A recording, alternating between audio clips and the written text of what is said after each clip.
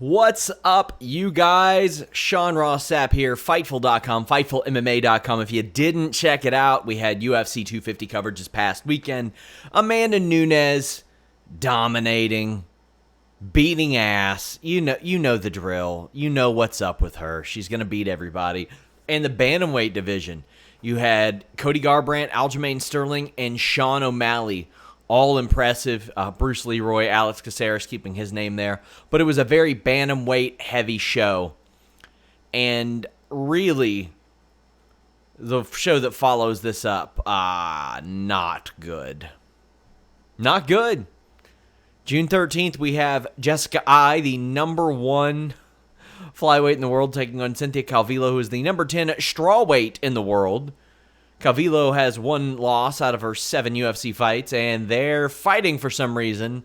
Wait, I know the reason. It's because the UFC has a number of shows that they have to put on in order to get their money from ESPN. So we're getting shows headlined by Jessica Eye versus Cynthia Calvillo. Now, hey, Jessica Eye, that's fine. She's number 1 in the division.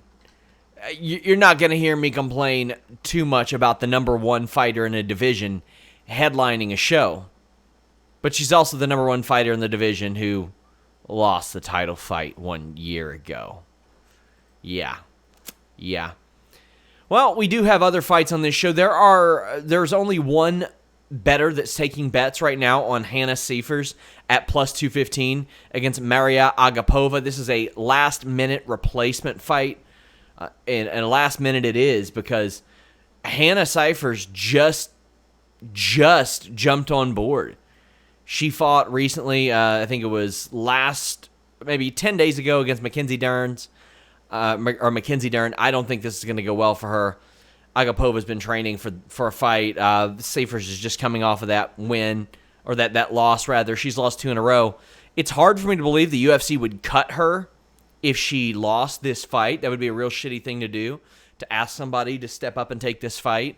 And if they lose it, then they get cut. Now, that would be 3 in a row for her, but I think it'll be a little bit different. Anthony Ivey, minus 195 against the plus 160 Christian Aguilera. Now, Christian Aguilera is a much more experienced fighter. Anthony Ivey is more consistent. I'm going with Ivey here. I just think that's the way that one's going to go. You have also Ryan Benoit, a minus 115 against Tyson Nam, a minus 105. I like this fight. Tyson Nam, boy, has he been around the block, man. 36 years old. I could have swore he was 40-something. This is probably it for him if he loses. He got brought into the UFC under a year ago, and he showed up and he lost his first 2 fights. And if you lose a third one, especially in a paper-thin flyweight division, I can't imagine that going well for you. And he lost his way out of World Series of Fighting. But, I mean, this is a guy who's competed since the Elite XC days. He's faced some really good fighters. He's fought Marlon Moraes and guys like that. He's got a win over Eduardo Dantes back when that was a big win. He beat Ali Bagatinov. But I kind of feel like Ryan Benoit has been facing higher competition for the last 5-6 years. I mean, Ryan Benoit has been around since 2013 in the UFC. He lost his last fight, but it was by split decision. Before that, he was head kicking people, beating them. I'm going Ryan Benoit here. I think that he's the safer bet. Derek Meniere, plus 155 underdog against the minus 175 Jordan Griffin. A couple guys who, Griffin's 18-7. Minner is 24-11. Here's the thing: they got on via Contender Series, and neither one of them has done well. So to me, this is a bit of a crapshoot. You have Minner, the much more experienced fighter, but you have Griffin, who's got a distinct size advantage. I mean, he's way bigger. Way bigger. I think it'll probably come down to that unless Minner can push him up against the cage and drag him down. Speaking of wrestlers, the plus 350 Gina Mazzani recently did a little bit of foray into pro wrestling with FSW, but she is a massive underdog against the minus 440 Julia Avila. Now, Gina Mazzani lost her way out of the UFC, came back, won at King of the Cage, did it definitively and dominant. But I don't know if that's going to be enough to beat Julia Avila. Now, the issue is Julia Avila has had such an impossible time getting into the cage over the last year or so. Really, yeah, since October. She was supposed to fight Carol Rosa 4 different times. It got canceled because of a Rosa injury in October. They moved it to April. Coronavirus moved it. They moved it to May. Coronavirus moved it. They moved it to this date, and Rosa withdrew. So she has been focused on Carol Rosa for 8 months at this point. Well, not just 8 months. She's been training since before that. So probably about 9 months she's been focused on Carol Rosa. She gets Gina Mazzani.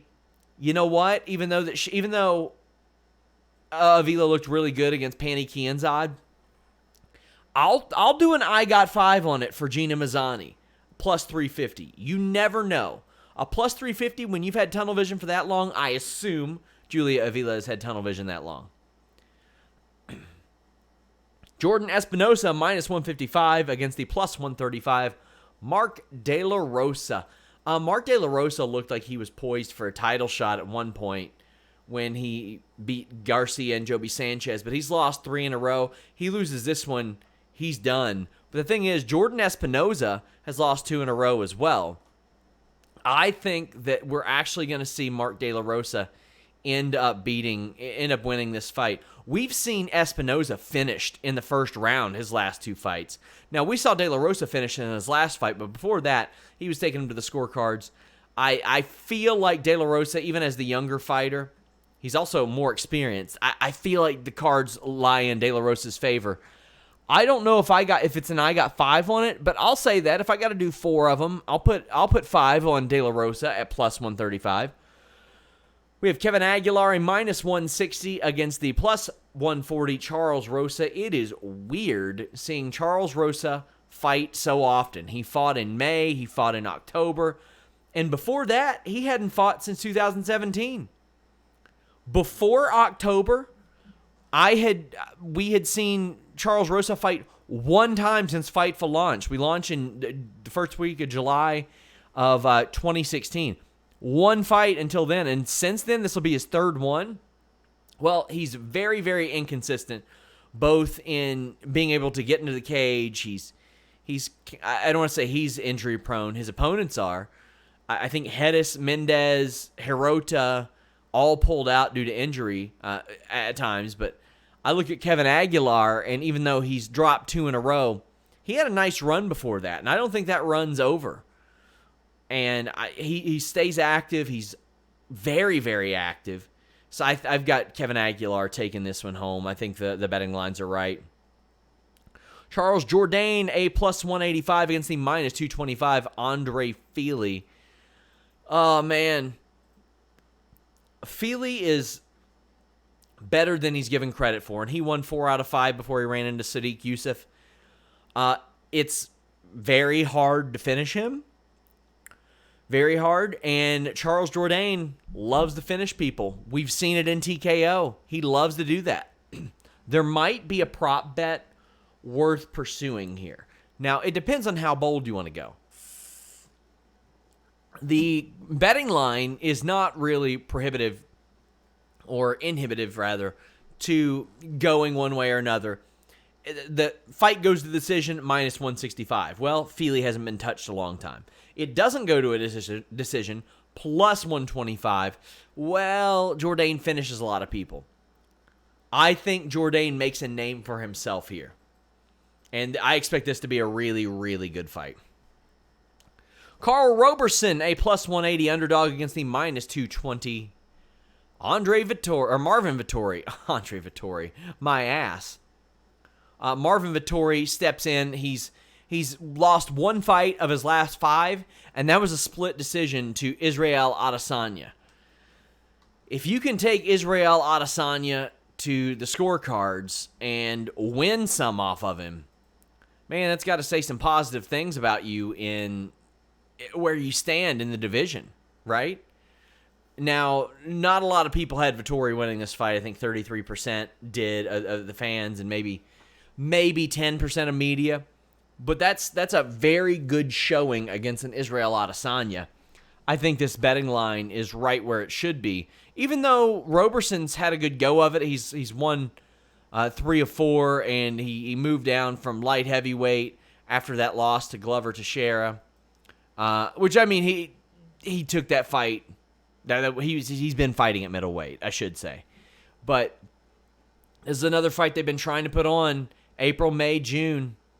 He had another fight canceled due to coronavirus, too, I'm pretty sure, against Muradov. Apologies for the Teixeira slip-up. I forgot that was kind of a random appearance at light heavyweight for him.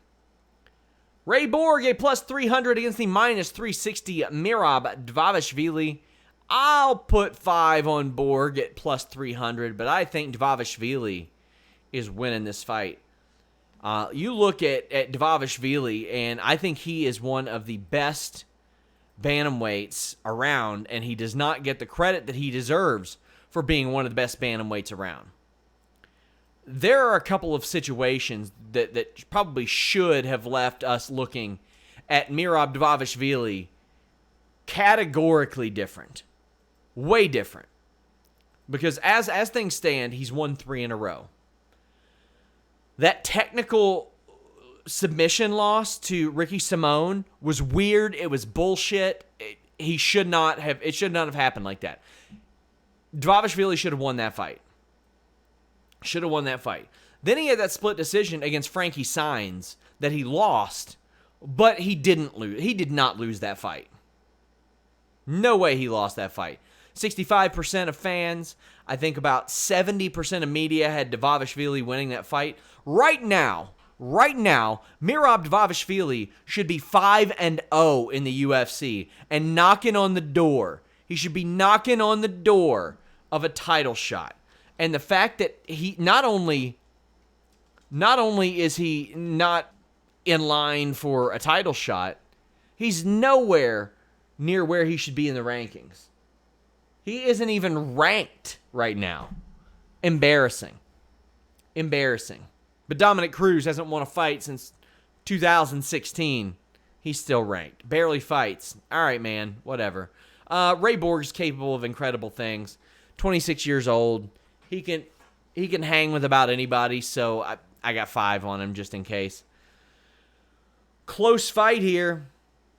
Jessica I minus 115 against the minus 105 Cynthia Calvillo. I'm going Jessica I here. I think the size advantage will play to her benefit. Cynthia Calvillo, you know, she's been fighting at strawweight.